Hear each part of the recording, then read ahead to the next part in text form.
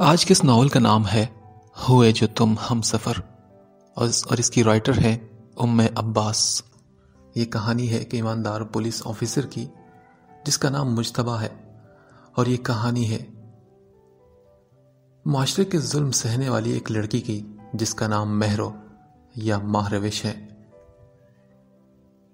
اس کہانی کی چند شروع کی سٹارٹنگ لائنز کو سننے کے بعد ہی آپ جان پائیں گے کہ اس کہانی کا مین پلاٹ کیا ہے، لیکن میں چاہوں گا کہ آپ اس کہانی کو پورا سنیں تاکہ آپ کو اس لڑکی کی ہمت کا اندازہ ہو سکے کہ جو اتنا ظلم برداشت کر کے بھی اپنے آپ کو ایک اعلیٰ مقام تک پہنچا لیتی ہے۔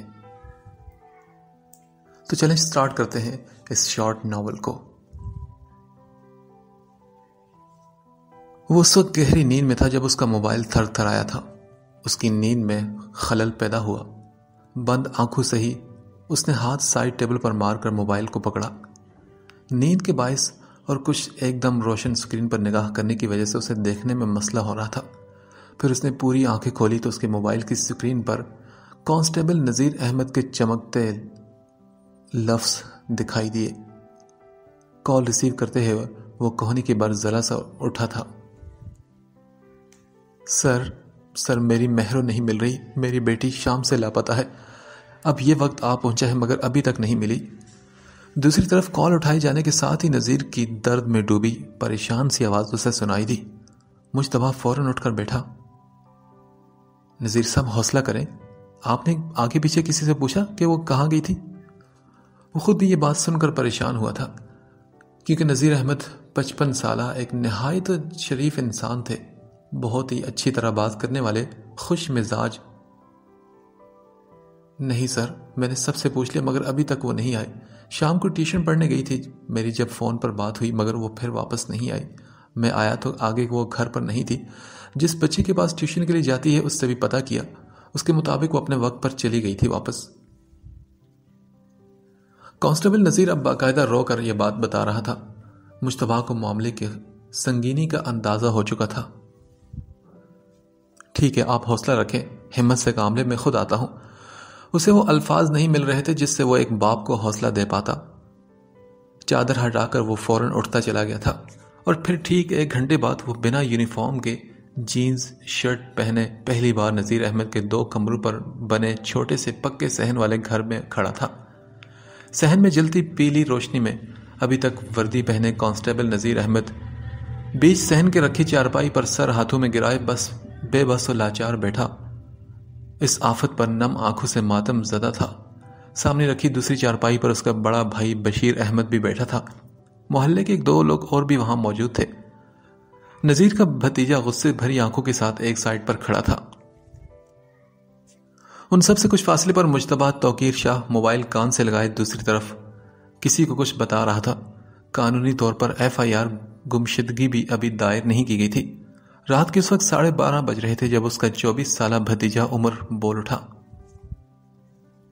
میں تو پہلے ہی کہتا تھا چچا، شادی کرا دے میری اس کے ساتھ، مگر تجھے ہی شوق چڑھا تھا نا کہ بہت اسے پڑھا لکھا کر افسریانی بنائے گا۔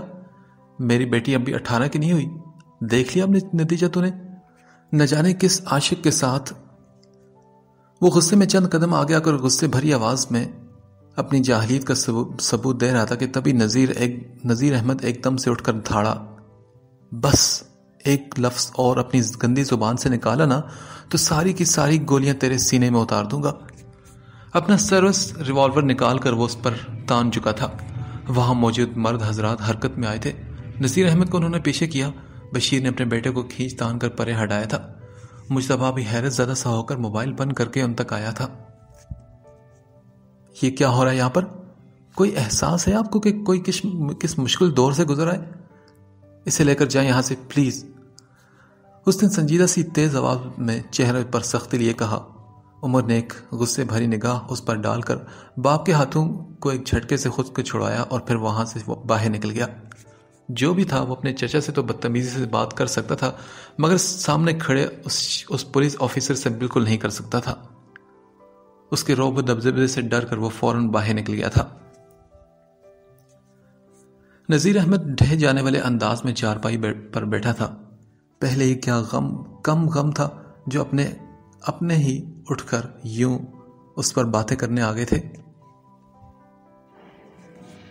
نذیر صاحب چلیں اٹھیں، تھانے چلتے ہیں، FIR درج کروانا بھی لازمی ہے تاکہ آگے کی کارروائی میں تیزی لا جا سکے۔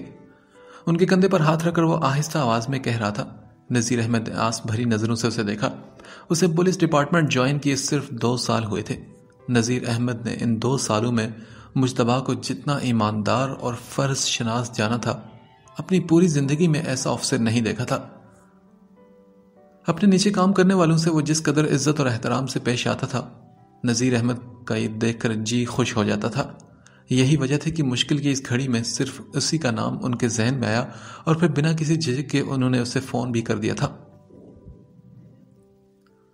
مجتبیٰ کی بات سن کر نذیر احمد سر ہلاتا جھکے کندھوں کے ساتھ اٹھا اور اس کے ساتھ تھانے کی طرف چل پڑا تھا۔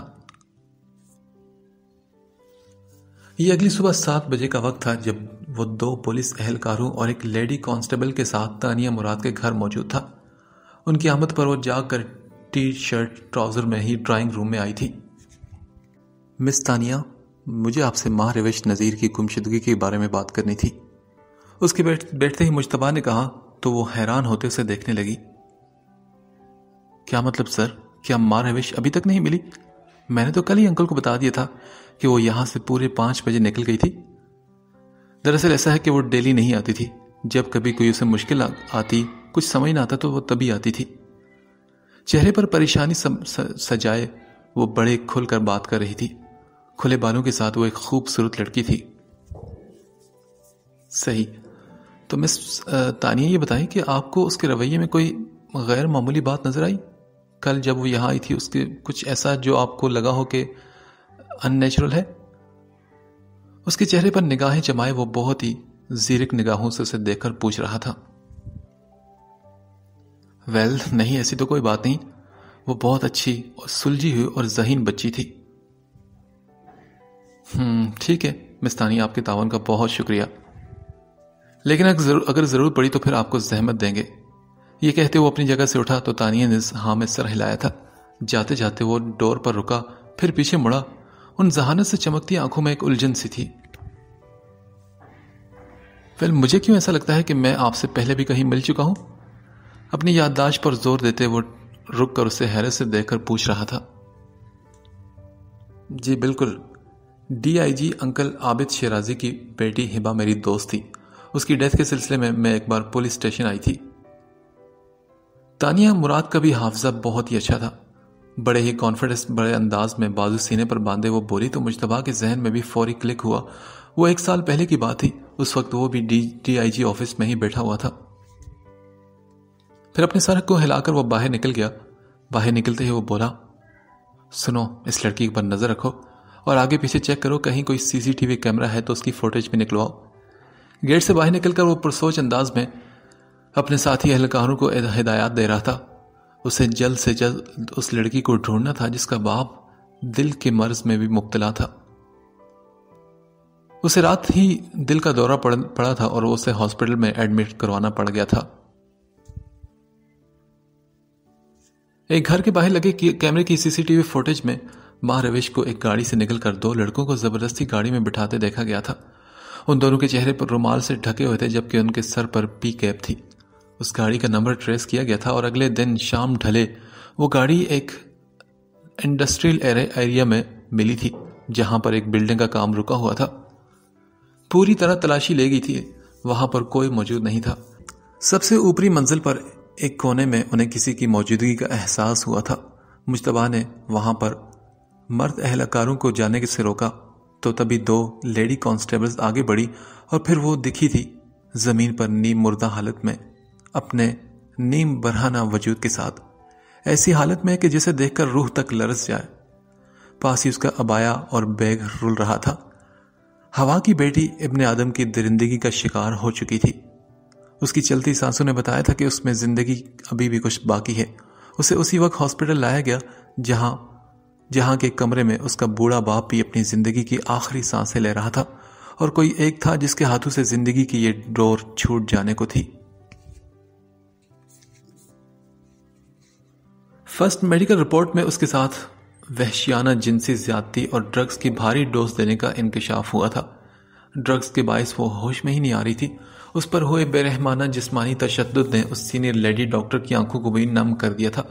اس کی گردن، چہرے اور جسم کے دیگر اعضاء کو سگریٹ سے جلایا گیا تھا۔ پولیس لائن میں ہونے کی وجہ سے مجتبیٰ شاہ کے لیے کوئی نئی بات نہیں تھی۔ آئے دن اسے ایسے کیسے سے پالا پڑتا ہی رہتا تھا۔ وہ بہت ہی مضبوط اعصاب کا مالک تھا، مگر پھر بھی دل تو رکھتا تھا وہ۔ مگر اس بار معاملہ بھی تھوڑا ڈیفرنٹ تھا۔ وہ جس باپ کی بیٹی تھی اس کے ساتھ اس کا تعلق واسطہ تھا۔ پولیس ڈپارٹمنٹ میں ہر شخص اپنی حیثیت کے مطابق 2 نمبری کر ہی لیتا ہے، مگر اس نے کبھی بھی 55 سالہ نذیر احمد میں کوئی 2 نمبری نہیں دیکھی تھی۔ وہ بڑا ہی اللہ لوگ والا بندہ تھا، درد دل رکھنے والا۔ وہ تو دوسروں کی بیٹیوں کی ایسی حالت پر آنسو بہایا کرتا تھا، خود کی بیٹی کو اس حال میں کیسے دیکھ پائے گا؟ جب کبھی بھی کوئی بے بس اور لاچار باپ پولیس اسٹیشن میں اپنی بیٹی کے سلسلے میں آتا تو نذیر احمد اس کی باتیں سن کر کئی دن اداس رہتا تھا۔ اور آج وہی سب کچھ اس کی بیٹی پر بیت گیا تھا، اور اب جب وہ مل گئی تھی تو اس کی ملنے کی اطلاع دینا بھی اسے کتنا مشکل ترین لگ رہا تھا۔ نرس نے اس ہوش میں آنے کی خبر دی تھی۔ وہ اس سے ملنا چاہتا تھا، تبھی ایک گہری سانس لے کر اپنے دل کو مضبوط کرتے ہوئے وہ بھاری ہوتے قدموں سے آگے بڑھا تھا۔ نذیر صاحب، اس کی پکار پر اپنے سوجے ہوئے پپوٹوں والی ویران آنکھیں کھول کر اس نے دیکھا۔ اس کے بالکل قریب کھڑا وہ قدرے جھک کر اس کے کندھے پر ہاتھ دھرے ہوئے تھا۔ مشینوں اور نالیوں میں جکڑے وجود میں حرکت ہوئی تو اس نے کہا، آپ کی بچی مل گئی ہے نذیر صاحب۔ یہ کہتے اس کا انداز بالکل سپاٹ تھا، جیسے سمجھ نہ پا رہا ہو کہ اس کے ملنے پر خوشی کا اظہار کرے یا جس حال میں ملی ہے اس پر افسوس کرے۔ تبھی نذیر احمد کی ایک کمزور سی آواز اسے سنائی دی، کیا وہ زندہ ہے؟ اس کی بات پر مجتبیٰ نے اپنی نظریں چرا لی تھی، پھر اس نے سر کو ہاں میں ہلاتے ہوئے کہا، ہاں وہ زندہ ہے۔ کاش وہ مر گئی ہوتی سر۔ یہ الفاظ نذیر احمد کے لبوں سے نکلے تھے۔ اس نے درد کی انتہاؤں کو چھوتے ہوئے آنکھیں زور سے بند کر لی تھی۔ وہ بے خبر تو نہ تھا، وہ جانتا تھا کہ ایسے اٹھا کر لے جانے والی لڑکیاں کبھی لوٹ کر زندہ نہیں آتی، اور اگر آ بھی جائیں تو ان کی عزت تار تار ہو چکی ہوتی ہے۔ لوگ اپنی زبانوں کی چھریوں کی نوک سے بار بار ایسی لڑکیوں کا قتل کرتے ہیں، اور وہ بچیاں پل پل مرتی ہیں، سسکتی ہیں، بلکتی ہیں، موت کی تمنا کرتی ہیں۔ تب موت بھی صفاق بنی دور کھڑی ان کا تماشا دیکھتی ہے۔ مجتبیٰ شاہ نے بے بسی سے اپنا ہاتھ کھینچا تھا۔ اس کی آنکھوں کے سامنے کچھ دن پہلے والے نذیر احمد کی شکل لہرائی تھی جب اسے ہارٹ پیشنٹ ہونے کا پتہ چلا تھا۔ تب بھی وہ کہہ رہا تھا، بس سر جی، میری مہرو پڑھ لکھ جائے۔ ماں بھی تو چھوٹی سی عمر میں چل بسی تھی، آج آ کر اس دنیا میں اللہ اور اس کے حبیب صلی اللہ علیہ وسلم کے بعد صرف میرا ہی اس کے پاس سہارا ہے۔ اس کی شادی تک اللہ مجھے مہلت دے دے، مجھے زندگی دے دے، پھر بھلے یہ دل بے وفائی پر اترائے، کوئی پرواہ نہیں۔ وہ انسان جو اپنی بیٹی کے محفوظ مستقبل کے لیے اپنی دھڑکنوں کی روانی خدا سے مانگتا تھا، آج خود اپنی بوجھل ہوتی سانسوں کے ساتھ اسی بیٹی کی موت کی آرزو کر رہا تھا۔ وقت بڑا ہی شفاق ہے، جب پاسا پلٹتا ہے تو کسی پر رحم نہیں کھاتا۔ ایسا مت کہیں نذیر صاحب، آزمائش کا وقت ہے، مشکل ضرور ہے مگر یہ گزر جائے گا۔ اگر آپ ہمت ہاریں گے تو اسے کون سنبھالے گا؟ دواؤں کی مخصوص خوشبو اور مشینوں کی آواز میں اس کی آواز سنجیدہ سی آواز گونجی تھی، اسی کی تو فکر ہے سر۔ مجھے سانسیں ٹوٹنے کا سا گمان ہو رہا ہے۔ میرے بعد اس کرم جلی کا کیا ہوگا؟ کچھ نصیبوں میں سیاہی گھل گئی ہے، کچھ لوگ پل پل زہر میں ڈوبے تیر برسائیں گے اس پر۔ میری معصوم سی بچی ایک دم سے تپتی ہوئی دھوپ میں ننگے پاؤں اور ننگے سر آ کر کھڑی ہو چکی ہے۔ بند آنکھوں کے ساتھ تڑپ لیے بے بسی کی انتہاؤں کو چھوتے ہوئے انہوں نے پریشان آواز میں کہا، انسان بھی کتنا بے بس ہے نا کاتب تقدیر کے سامنے۔ اسے نذیر احمد کو دیکھ کر اس وقت شدت سے اس بات کا احساس ہوا تھا۔ موت کی دہلیز پر کھڑے اس شخص کو اب اپنی بھی کوئی پرواہ نہیں تھی، اسے بس پرواہ تھی تو پیچھے رہ جانے والی بیٹی کی۔ ماتھے کو دونوں انگلیوں سے مسلتے ہوئے وہ کسی گہری سوچ میں ڈوبا تھا۔ تبھی اس کی آواز پر چونکے بنا رہ نہ سکا۔ نذیر صاحب کہہ رہے تھے، سر مجھے اس سے ملنا ہے۔ ہوش میں آنے کے بعد جو پہلا احساس جاگا تھا وہ پورے وجود میں اٹھتی درد کی شدید لہر کا تھا۔ سوتے ہوئے نیم بے ہوشی میں ڈوبے اس کے حواس بیدار ہوئے تھے، جس کے ساتھ ہی اسے یاد آیا تھا کہ اس کے ساتھ کیا ہو چکا ہے۔ گزری رات کی سیاہی نے اس کے ماتھے پر بھی کالک مل دی تھی۔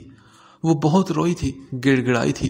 ان 4 نشے میں دھت انسانوں کے لبادے میں چھپے شیطانوں کے سامنے اس نے التجا بھی کی تھی، مگر کچھ بھی کام نہ آیا۔ درد کی آخری حد پر کھڑی اس نے اپنے مرنے کی بھی دعا کی تھی، پر شاید اس کی دعائیں بھی قبول ہونا بند ہو چکی تھی۔ وہ نازک سی لڑکی بڑی سخت جان ثابت ہوئی تھی۔ عورت کو تو نازک کہا جاتا ہے، مگر مرد کی حیوانیت اور درندگی وہ صدیوں سے سہتی چلی آئی ہے اور نہ جانے کب تک سہنے والی تھی۔ اسے اپنے پورے وجود پر سانپ رینگتے محسوس ہوئے تو وہ ایک جھٹکے سے اٹھ بیٹھی۔ درد کے جس سٹیج پر وہ کھڑی تھی وہاں ہاتھ میں لگی سوئی کی چبھن کا احساس بھی اسے نہیں ہو رہا تھا۔ وہ زور زور سے چلانا چاہتی تھی، چیخنا چاہتی تھی، مگر اس کے حلق سے دبی دبی آواز ہی نکل سکی تھی۔ خود پر بیتی قیامت کے دوران وہ اتنا چیخ و پکار کر چکی تھی کہ اس کے گلے میں پڑی خراشیں اسے مزید چیخنے کی اجازت بھی نہیں دے رہی تھی۔ تبھی اس نے اپنے ہاتھوں سے اپنے بال اور چہرے کو نوچا تھا۔ تبھی کمرے میں داخل ہوتی نرس بھی جلدی سے اس کی طرف بڑھی تھی۔ یہ کیا کریے تم؟ ہوش کرو بی بی۔ اس کے دونوں ہاتھوں کو قابو کرتے ہوئے اسے روکنے کی کوشش کر رہی تھی۔ ہاتھ کی پشت سے خون کی ایک ننھی سی قطار بہہ نکلی تھی۔ نرس نے اسے زبردستی لٹا کر پہلے اس کی ڈرپ اتاری۔ بہتی آنکھوں کے ساتھ اس کے لب پھڑپھڑائے تھے۔ میرے ابو۔ اپنی گردن اور چہرے کے بائیں جانب سے شدید جلن کا احساس ہوا۔ وہ تکلیف سے کراہ رہی تھی۔ کچھ دیر بعد ڈاکٹر نے آ کر اسے دیکھا۔ اس کی حالت خطرے سے باہر تھی، مگر جو زخم اس کی روح پر لگے تھے وہ اسے پل پل جان کنی کے عذاب میں مبتلا کر رہے تھے۔ میرے ابو کہاں ہیں؟ اپنے پاس کھڑی لیڈی پولیس کانسٹیبل سے اس نے پوچھا تھا۔ جواب میں اس نے اس کے کندھے پر ہاتھ رکھ کر اسے تسلی دی، مگر وہ انجان تھی کہ ایک قیامت سے وہ گزر آئی تھی اور ایک اور قیامت اس کے انتظار میں تھی۔ اسی لیڈی پولیس کانسٹیبل کے سہارے جب وہ اس روم میں داخل ہوئی تو سامنے لیٹے وجود کو دیکھ کر اس کی آنکھیں پتھرا گئی تھی۔ اپنی ساری تکلیفیں لمحے کے 1000ویں حصے میں کہیں بھول کر وہ کمرے میں داخل ہوئی۔ وہ دوڑ کر بیڈ کے پاس آئی۔ باپ کی سینے پر دھرے ہاتھ پر اپنا ہاتھ رکھ کر وہ جھکی تھی۔ نذیر احمد نے بھی آنکھیں کھولی تھی اور جو چہرہ انہیں دکھائی دیا اسے اس حالت زار میں دیکھنے کی ہمت بھلا کب میں تھی ان میں۔ زرد رنگت میں کملایا ہوا، آنکھوں میں وحشت اور سگریٹ کے جلے کا نشان کالی چادر میں ڈھکے ہونے کے باوجود بھی ان کی نظروں سے چھپا نہ رہ سکا تھا۔ ابو، میری غلطی نہیں تھی، میں نے کچھ نہیں کیا، وہ سب ان کے ہوش میں آنے پر وہ انہیں اپنی صفائی دے رہی تھی۔ اس باپ کو اس کی صفائی کی ضرورت بھی بھلا کب تھی؟ نذیر احمد کا کامتا ہوا ہاتھ بڑی مشکل سے اس کے سر تک گیا۔ اس کا سر اپنے سینے پر رکھ کر وہ دونوں باپ بیٹی بے آواز رو پڑے تھے۔ ٹھیک اسی لمحے مجتبیٰ اپنے کمرے میں داخل ہوا۔ سیاہ بڑی سی چادر میں لپٹا دھیرے دھیرے لرزتا وجود اسے نگاہیں چرانے پر مجبور کر گیا تھا۔ تبھی نذیر احمد کی سانسیں اکھڑی تھی۔ مشین پر نظر آتی لکیروں میں ایک دم شور پیدا ہوا تھا، ساتھ ہی اس کے وجود نے جھٹکے کھائے تھے۔ مجتبیٰ نے جلدی سے آگے بڑھ کر اسے تھاما۔ اس کے بالکل برابر میں کھڑے ہو کر اس نے جھک کر دیکھا۔ نذیر احمد کی آنکھیں پوری طرح پھیل چکی تھی۔ اس کی سانس رک رکھ کر آہستہ آہستہ آ رہی تھی۔ تبھی پیچھے کھڑی خاتون اہلکار نے بھی صورتحال کی سنگینی کو جان کر ماہ روش کو پیچھے سے کندھوں سے پکڑ کر سیدھا کیا تو وہ ایک دم ہوش میں آئی تھی۔ میرے ابو نہیں، انہیں کچھ نہیں ہوگا۔ ایک چیخ کے ساتھ وہ خوف زدہ آنکھوں سے انہیں دیکھ کر چلائی تھی، مگر آواز زیادہ اونچی گلے سے نکل نہ سکی۔ اس کے قدموں نے اپنے وجود کا بوجھ اٹھانے سے انکار کر دیا اور وہ بے جان ہوتے ہوئے وہاں پر گر پڑی تھی۔ مجتبیٰ باہر کی طرف لپکا تھا۔ ڈاکٹرز روم میں آئے تھے اور کمرہ خالی کروا لیا گیا تھا۔ اسے واپس اس کے کمرے کی طرف لے کر جایا جا رہا تھا۔ ماہ روش کی خطرناک حد تک زرد پڑی رنگت اور ٹھنڈے یخ وجود نے شاہانہ کو چونکنے پر مجبور کر لیا تھا۔ اگلے ہی لمحے وہ کوریڈور میں بے جان ہوتے وجود کے ساتھ پورے قد سے گرتی چلی گئی تھی۔ سر، بات سنیں۔ شاہانہ کی آواز پر دروازے کے اس پار اس پار گلاس میں سے دیکھتے پریشان حال مجتبیٰ نے پلٹ کر دیکھا اور پھر وہ بھاگ کر وہاں تک آیا تھا۔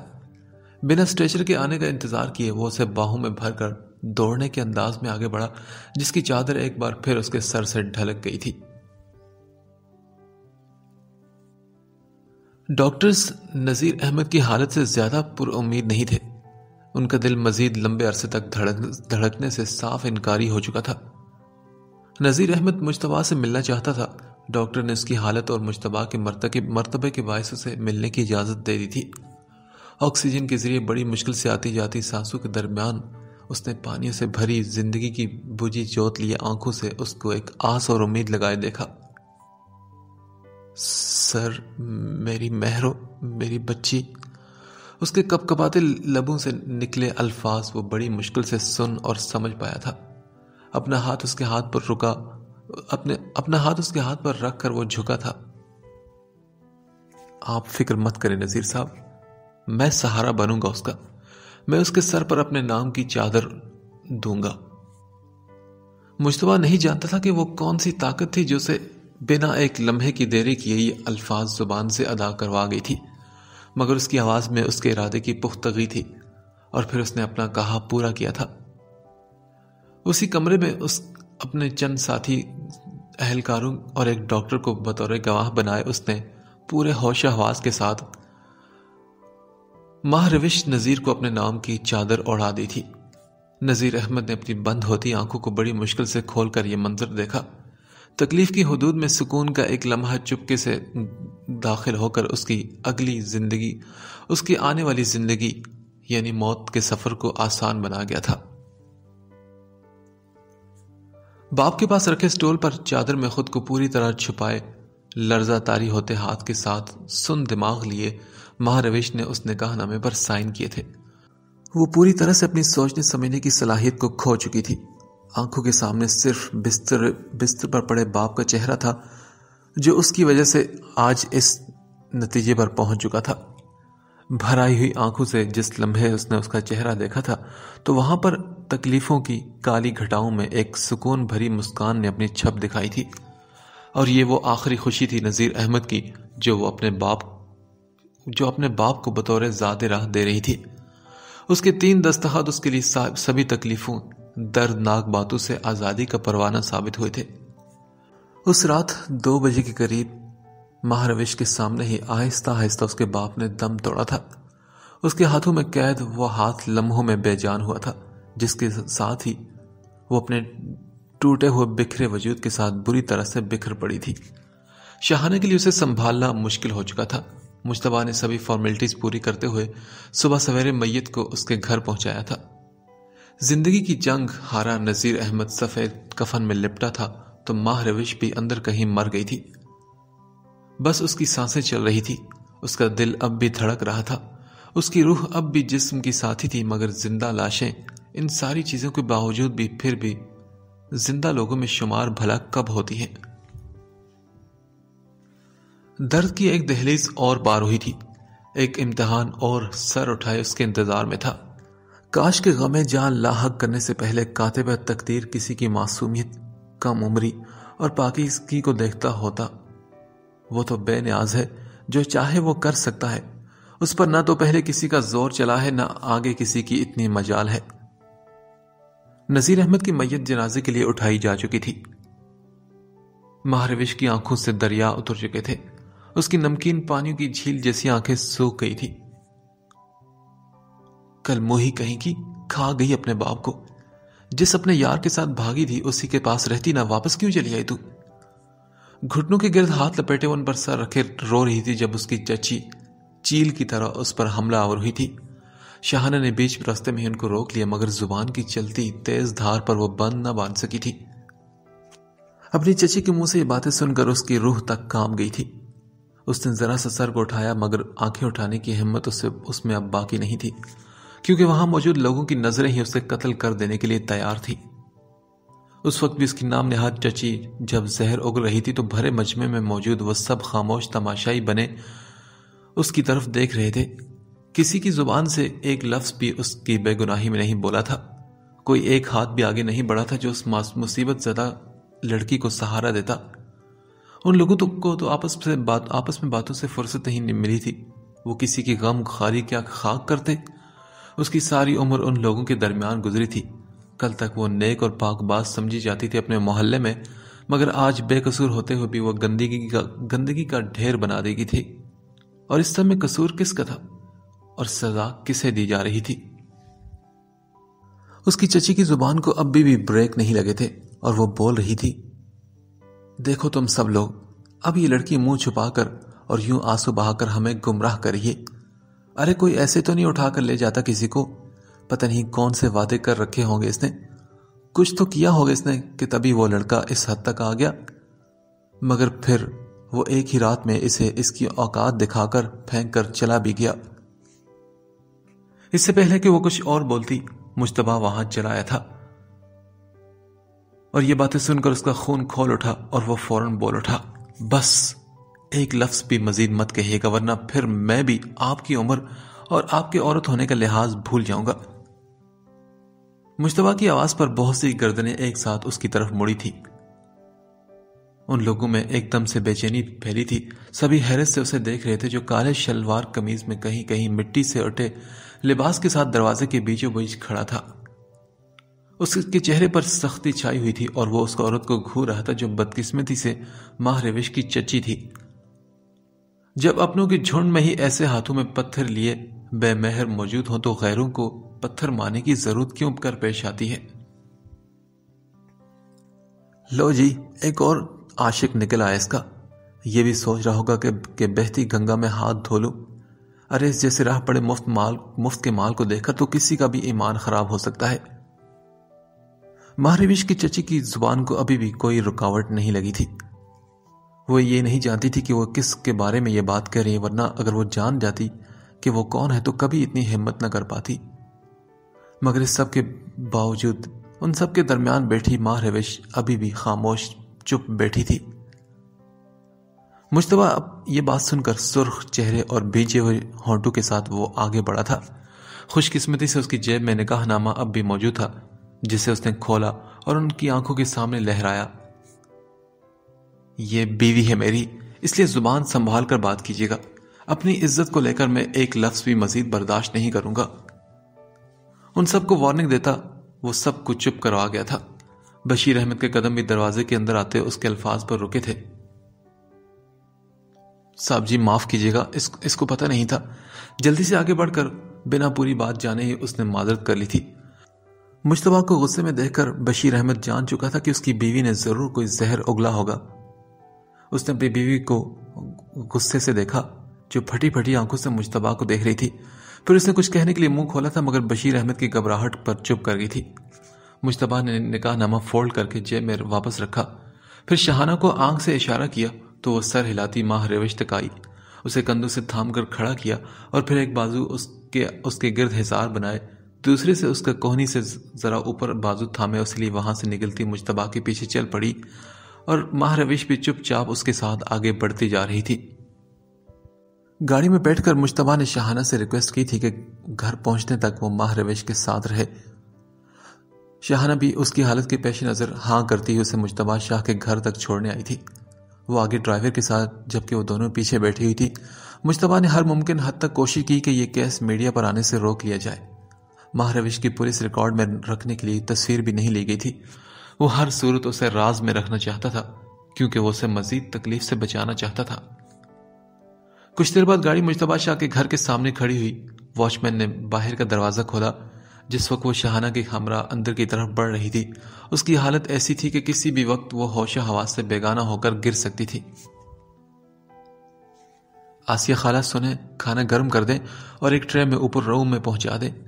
حیرت بھری نظروں سے سیڑھیاں چڑھ کر اوپر جاتے کالی چادر میں چھپے اس وجود کو دیکھتی درمیانی عمر کی ملازمہ کو کہتا وہ وہیں ٹی وی لاؤنج میں بیٹھ گیا تھا. اس کے تھکن زدہ چہرے پر سوچ کے گہرے بادل منڈلا رہے تھے. شاہانہ نے بڑی مشکل سے ماہ روش کو چند نوالے کھلائے تھے جس کے بعد نیند کی میڈیسن اسے دی اور کچھ دیر بعد ماہ روش ہر غم دنیا سے آزاد تھوڑی دیر کے لیے صحیح پر نیند کی مہربان آغوش میں سو گئی تھی. مسز شاہانہ، آپ کا بہت بہت شکریہ. آپ نے میری بہت ہیلپ کی. آج پورچ میں اس کے سامنے کھڑے ہو کر وہ ان سے کہہ رہا تھا، نہیں سر، اس میں شکریہ کی کیا بات ہے، یہ میرا فرض تھا، مگر آپ نے جو کیا وہ آپ کے فرض کی حدود سے باہر تھا۔ میری دعا ہے کہ اللہ آپ کی یہ نیکی قبول کرے اور آگے بہت سی آسانیاں اور خوشیاں آپ کا مقدر بنے۔ سچے دل سے وہ 32 سالہ لیڈی کانسٹیبل مسکرا کر اسے دعا دے رہی تھی۔ وہ جب سے فورس میں آیا تھا اپنی اچھی سلجھی ہوئی طبیعت اور ایمانداری کی وجہ سے اپنے بعض اعلیٰ حکام کے ساتھ ساتھ وہ اپنے انڈر کمانڈ لوگوں کا بھی پسندیدہ تھا، مگر کل سے لے کر آج تک ہونے والے تمام واقعات کو دیکھتے ہوئے مسز شاہانہ ایک عورت کی حیثیت سے بھی اس کی فین ہو گئی تھی۔ ان کی دعا دینے پر وہ پھیکا سا مسکرایا اور انہیں رخصت کیا۔ ڈوبتے کو سہارا دینے کی جواں مردی ہر کوئی نہیں دکھا سکتا، اور مجتبیٰ شاہ نے اپنے سٹیٹس، سوسائٹی کے دباؤ اور اس تلخ دردناک حقیقت سب کو ایک سائڈ پر رکھتے ہوئے ایک بہت ہی اہم اور مضبوط قدم آگے بڑھا کر ایک گینگ ریپ وکٹم کا ہاتھ تھاما تھا۔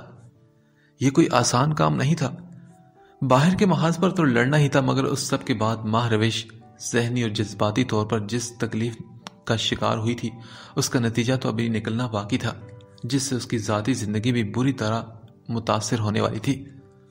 ظلم کی اس اندھیر نگری میں کسی کو تو حق شمع جلانی ہی تھی، اس میں جھلسنا اس کا مقدر بھی بنے گا، مگر اس سب کے بعد جو اسے ملے گا وہ بہت ساروں کے لیے ایک نئی راہ کھول دے گا، جہاں پر روشنی ہوگی، ایک نئی صبح کا اجالا ہوگا، اور اسے اس سب کے لیے اب راہیں ٹھیک کرنی تھی، جس کا عزم ان ذہانت سے چمکتی آنکھوں میں لیے ایک نئی اور مشکل راہ کا مسافر بن بیٹھا تھا۔ اس وقت رات کے 10 بج رہے تھے۔ کمرے میں داخل ہوتے اس نے نگاہ بیڈ پر دوڑائی۔ گردن تک کمبل اوڑھے وہ گٹھلی بنی لیٹی ہوئی تھی، چادر اب بھی سر اور چہرے کو ڈھانپی ہوئی تھی۔ آگے بڑھ کر دوسرا سوٹ وارڈروب سے نکالتے ہوئے واش روم میں گھسا تھا۔ کچھ دیر بعد نہا کر نکلا تو اب کی بار اس کی حالت قدرے بہتر تھی۔ شیشے کے سامنے کھڑے ہو کر اپنے بال برش کرتے اس کے خود کے وجود پر نگاہ پڑی۔ وہ 2 دن سے 1 منٹ کے لیے بھی آنکھیں بند نہیں کر پایا تھا۔ کچھ نیند کی وجہ سے اور کچھ بے درپے ہوئے واقعات نے اس کی آنکھوں کی سرخی کو اور بھی بڑھا دیا تھا۔ اس کی بڑی ہوئی ہلکی شیو اور تھکن زدہ چہرے کے ساتھ وہ خود بھی کافی پریشان سے دکھائی دیتا تھا۔ وہاں سے ہٹ کر ایک غیر ارادی نگاہ اس کی اس وجود پر پھر سے گئی تھی۔ پھر آہستہ سے دروازہ بند کر کے وہ باہر آیا۔ اس کا رخ اب سرونٹ کوارٹر کی طرف تھا۔ اس نے دروازے پر دستک دی۔ آسیہ نے دروازہ کھول کر حیرت سے اسے دیکھا تو وہ بولا، آسیہ، مجھے امی کو لینے جانا ہے، آپ پلیز آج رات گھر میں رک جائیں، چھوٹی بیوی کے پاس، میں انشاءاللہ صبح سویرے تک واپس آ جاؤں گا۔ چھوٹی بیوی کے الفاظ پر آسیہ کی آنکھوں میں سوال ابھرا، مگر وہ سوال زبان پر نہ لے کر آ سکی۔ مجتبیٰ بھی اس کی سوالی نگاہوں سے اپنی نگاہیں چرا گیا تھا۔ فی الحال سب سے ضروری امی کو واپس لانا اور سب کچھ بتانا تھا جو 3 دن پہلے ہی اس کی گاؤں والی حویلی گئی تھی۔ مجتبیٰ شاہ ایک جدی پشتی جاگیردارانہ خاندان سے تعلق رکھتا تھا۔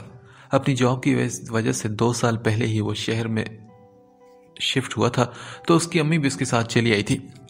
اس کے والد زندہ نہیں تھے۔ ایک چچا تھے جو اپنی بیوی اور 2 بچوں کے ساتھ وہیں پر حویلی میں تھے۔ ابھی چند دن پہلے ہی اس کی والدہ نے اس کی چچا زاد کزن فریحہ کے لیے اس کی رضامندی لے لی تھی۔ اس کے چچا کی خواہش تھی جس کا ذکر انہوں نے بھابھی سے کیا تھا، اور مجتبیٰ کو بھی فریحہ کے لیے کوئی اعتراض نہیں تھا۔ امی اس سلسلے میں بات کو آگے بڑھانے کی وجہ سے وہاں پر گئی ہوئی تھی۔ اب اس سب کے بعد اس کے خاندان والوں کا جو بھی ریئیکشن آنا تھا وہ اس کے بارے میں اچھی طرح سے جانتا تھا۔ وہ لوگ قدیم روایات کے پابند تھے۔ اس کا یہ قدم ان کے لیے کسی جھٹکے سے کم نہیں ہوگا، مگر اسے اس سب کی کوئی پرواہ نہیں تھی۔ اسے فکر تھی تو صرف اپنی امی کی کہ وہ اس سب کو کس طرح لینے والی تھی۔ یہ سوچ ابھی بھی اس کے دماغ پر چھائی ہوئی تھی۔ اس کے حکم پر آسیہ اس کے سامنے ہی گھر کے اندرونی حصے کی طرف بڑھی تھی۔ وہ ان کے گاؤں سے آئی ہوئی تھی اور ایک لمبے عرصے سے اپنے شوہر کے ساتھ ان کے ہاں ملازمت کر رہی تھی۔ گاڑی کے پاس کھڑے ہو کر اس نے موبائل کان سے لگا کر ایک نظر اپنے ہاتھ پر بندھی گھڑی کو دیکھا۔ السلام علیکم امی۔ کال ریسیو ہوتے ہی وہ فوراً بولا، وعلیکم السلام بچے، شکر ہے کہ تمہاری آواز بھی سننے کو ملی، کیسے ہو تم؟ وہ شاید سو گئی تھی کیونکہ ان کی آواز کافی بھاری معلوم ہو رہی تھی۔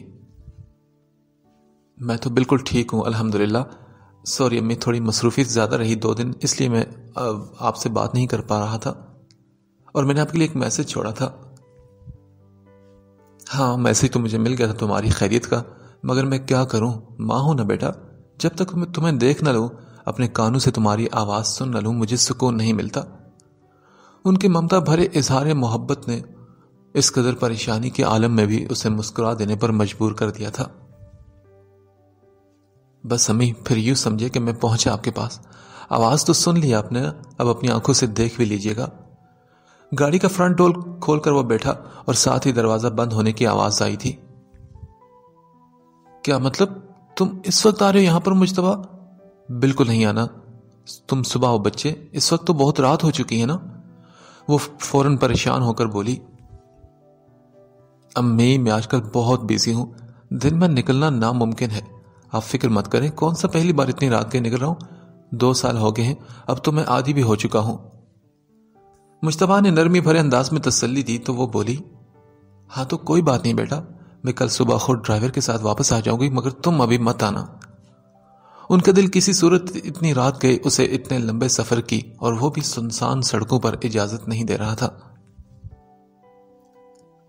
امی پلیز بات کو سمجھیں، کل صبح تک آپ کا گھر پر ہونا بہت ضروری ہے، اتنا انتظار میں نہیں کر سکتا، میں نے پہلے بھی بہت دیر کر دی ہے۔ بے بسی سے کہتے وہ انہیں چونکنے پر مجبور کر گیا تھا۔ مجتبیٰ سب خیریت تو ہے نا بیٹا؟ امی کی بات پر وہ فوراً سنبھلا اور بولا، جی سب ٹھیک ہے، آپ تیاری رکھیے گا، ہم انشاءاللہ فجر کی نماز کے ساتھ ہی وہاں سے نکل آئیں گے۔ ایک گہری سانس فضا میں خارج کرتے ہوئے اندر کی گھٹن کو کم کرتے وہ اصل بات پر آیا تھا جس کے لیے اس نے کال کی تھی۔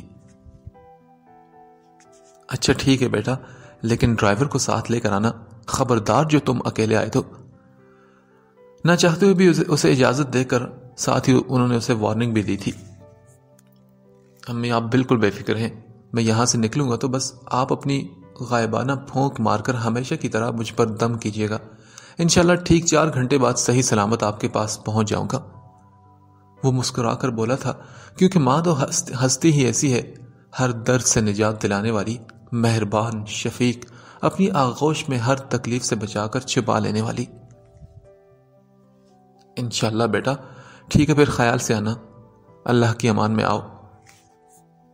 اوکے امی، اللہ حافظ۔ موبائل کان سے اتارتے وہ خود کو اب قدرے بہتر محسوس کر رہا تھا۔ ہیڈ لائٹس جلنے پر پہلے سے الرٹ ہوئے واچ مین نے گیٹ کھولا تھا، پھر مجتبیٰ نے بھی اپنے اعصاب کو ڈھیلا چھوڑا اور گاڑی کو آگے بڑھا کر لے گئی۔ رات 3 بجے کے قریب وہ حویلی میں امی کے پاس بیٹھا ہوا تھا۔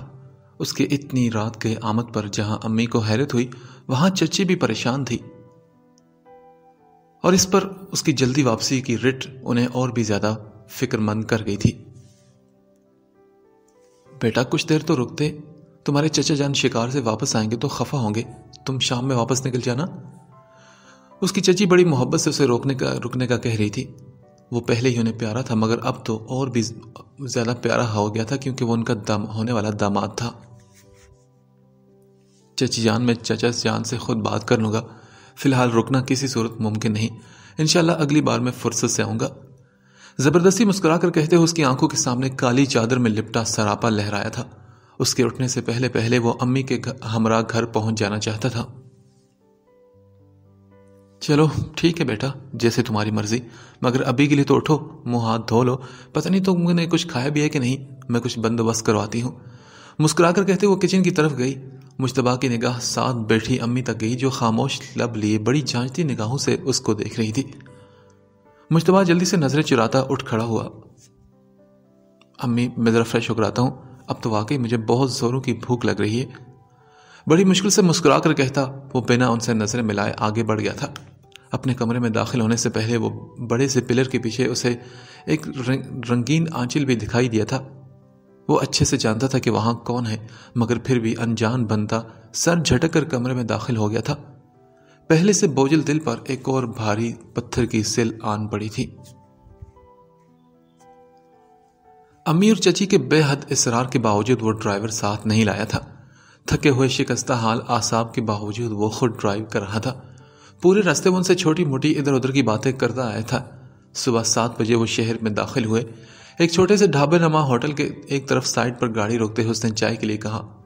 وہیں گاڑی میں بیٹھ کر چائے پینے کے بعد وہ ان کی طرف رخ موڑ کر بیٹھا، ایک نظر ان کے چہرے پر ڈالی جو اسی کی منتظر تھی۔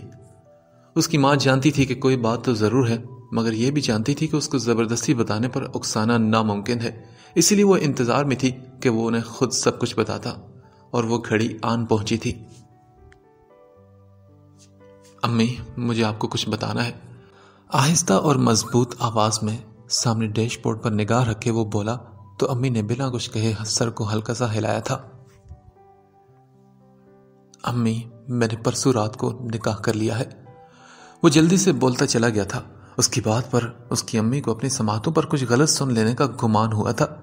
بے یقینی سے سامنے بیٹھے اپنے انتہائی فرما بردار بیٹے کو انہوں نے دیکھا، جو اپنے ہر چھوٹے بڑے فیصلے میں ان کی رائے کو ہمیشہ سب سے پہلے رکھتا تھا۔ وہ ایک دم شوق کی کیفیت میں چلی گئی تھی، مگر وہ نہیں جانتی تھی کہ آگے جو وہ انہیں بتانے چاہ رہا ہے وہ ان کے لیے بھی کسی قیامت سے کم ہرگز نہیں ہونے والا تھا۔ گاڑی کی خاموش فضا میں اس کی آواز پھر سے گونجی تھی۔ بہت ہی آہستہ سے بولتے وہ انہیں سب کچھ بتاتا جا رہا تھا، اور ہر گزرتے لمحے کے ساتھ ان کے چہرے کا رنگ بدلتا جا رہا تھا۔ ایک ہاتھ اپنے منہ پر رکھے وہ بے یقین اور خوف زدہ نگاہوں سے اسے دیکھ رہی تھی، جو سامنے دیکھتا ہوا کسی ٹرانس کسی کیفیت میں بولے جا رہا تھا۔ اس کے ہونٹ جب چپ ہوئے تو مریم کی آنکھوں سے آنسو بہہ نکلے تھے۔ خدا یہ درد، یہ تکلیف کسی دشمن کے نصیب میں بھی نہ لکھے۔ امی، میرے پاس اور کوئی آپشن نہیں تھا۔ میرے سامنے ایک شخص موت کی دہلیز پر کھڑا ہو کر بھی پیچھے رہ جانے والی پہلی سے اجڑی بیٹی کی بے بس ہو جانے اور اکیلا ہو جانے کا دکھ کا بوجھ اٹھائے ہوئے تھا۔ میں بس چاہتا تھا کہ اس کا آگے کا سفر کچھ تو آسان ہو۔ تب مجھے واقعی میں کچھ اور سجھائی نہیں دیا۔ وقت کم تھا، اتنی مہلت بھی نہیں تھی کہ آپ سے بات تک کر سکتا۔ مجھے شرمندگی ہے امی کہ میں نے آپ کو بنا بتائے اتنا بڑا قدم اٹھایا، مگر خدا کی قسم امی، مجھے اس فیصلے پر ذرا بھی ندامت نہیں۔ میرا ضمیر کم از کم مطمئن ہے۔ اب کی بار وہ انہیں دیکھ رہا تھا، مضبوط ارادوں کی آنکھوں میں چمک لیے، تھکن زدہ سے چہرے کے ساتھ۔ پھر کتنی ہی دیر گزر گئی مگر اس کی امی کے منہ سے ایک لفظ بھی نہ نکلا۔ ان کی خاموشی مجتبیٰ کو اب پریشان کرنے لگی تھی۔ اگر امی نے اس کے فیصلے کو ماننے سے انکار کر دیا تو ایک نیا محاذ اس کے گھر میں کھل جانا تھا، جو شاید نہیں بلکہ یقیناً اس کے لیے سب سے مشکل ثابت ہونے والا تھا۔ وہ ابھی سے ہی پریشانی میں سوچنے لگا، مجتبیٰ، یہ سب اتنا آسان نہیں ہے۔ بنا سوچے سمجھے تم نے اتنا بڑا فیصلہ لے لیا۔ تم نے ایک بار بھی نہیں سوچا کہ میں نے وہاں تمہارے رشتے کی بات کی ہوئی ہے۔ اب بتاؤ مجھے، تم بھائی صاحب کو کیا جواب دو گے؟ اور اس لڑکی کو اپنی بیوی کی حیثیت سے کس طرح تم اپنے خاندان میں انٹروڈیوس کرواؤ گے؟ کیا لگا تھا تمہیں کہ نکاح کر لیے تو کہانی ختم؟ نہیں، اصلی زندگی تو اب شروع ہوئی ہے مجتبیٰ۔ کچھ دیر بعد ان کی آواز پر اس نے سر اٹھا کر انہیں دیکھا، جو اب قدرے بے یقینی کی کیفیت سے نکل کر پریشانی کا شکار ہوئی تھی۔ ان کے لب و لہجے میں سختی تھی، مگر مجتبیٰ خاموشی سے سب کچھ سنتا رہا۔ امی، میں جانتا ہوں کہ مشکل ہوگا، پر امی میں آپ سے جھوٹ نہیں بولوں گا۔ ایسے کیسز میں میرے لیے کوئی نئی بات نہیں۔ جب بھی کسی بھی معصوم کے ساتھ ایسا کچھ ہوتا ہے تو میرا خون کھول اٹھتا ہے۔ مجرم کو بیچ چوراہے میں عبرت کا نشان بنانے کو جی چاہتا ہے، پر کبھی ایسا نہیں سوچا تھا کہ یوں انہی میں سے ایک کا اس طرح سے ہاتھ تھامنا پڑ جائے گا۔ میں نے اس وقت جو بھی کیا صرف اور صرف نذیر صاحب کے لیے کیا۔ اپنی نگاہیں جھکا کر وہ صاف لہجے میں ان کو سچ بتا رہا تھا، مگر مریم نے نہ میں سر ہلاتے ہوئے کہا، تو پھر تم نے غلط کیا مجتبیٰ۔ ایک دم توڑتے انسان کی موت آسان کرنے کے لیے تم نے ایک جیتے جاگتے انسان کی زندگی مزید اس پر تنگ کر دی۔ یہ رشتہ صرف ہمدردی کا نہیں ہے، اس میں محبت، عزت اور اعتبار کے بیج بونے پڑتے ہیں۔ تم جانتے ہو وہ جس قیامت کو سہ کر آئی ہے، جس ظلم کو وہ برداشت کر کے آئی ہے، اس کے بعد کوئی ایسا ہونا چاہیے تھا جو اس کے دکھ درد کو سمجھتا، مگر یہاں تو صرف ہمدردی ہے جو تم نے کی ہے، اور وہ ہمدردی جو تمہیں اس کے باپ سے تھی۔ ایک عذاب سے وہ گزر آئی ہے اور ایک نیا توق تم نے اس کے لیے تیار کر چھوڑا ہے۔ اس کی امی شدید غم و غصے میں بولی تھی، اور ایسا وقت مجتبیٰ شاہ کی زندگی میں پہلے کبھی نہیں آیا تھا کہ اس کی ماں اس پر یوں غصہ ہوئی ہو۔ ان کے سوال بنے الفاظ پر وہ کھو سا گیا تھا۔ اس کے پاس وہ الفاظ نہیں تھے کہ وہ انہیں تسلی دیتا۔ تبھی وہ خاموش رہا، اور اس خاموشی پر مریم شاہ نے بیٹے کو افسوس بھری نگاہوں سے دیکھا۔ اچھا یہ بتاؤ، ہے کہاں وہ اس وقت؟ خاموشی کی چیرتی آواز پر اس مجتبیٰ نے سر اٹھا کر کہا، امی وہ اس وقت گھر پر ہے۔ ٹھیک ہے گھر چلو۔ ان کی آواز میں اس کے لیے خفگی صاف نظر آ رہی تھی۔ مجتبیٰ نے بنا کچھ کہے گاڑی آگے بڑھائی تھی، جبکہ اس کی ماں مریم شاہ اپنے ہونٹ پیچھے کسی گہری سوچ میں ڈوبی بڑی پریشان نظر آ رہی تھی۔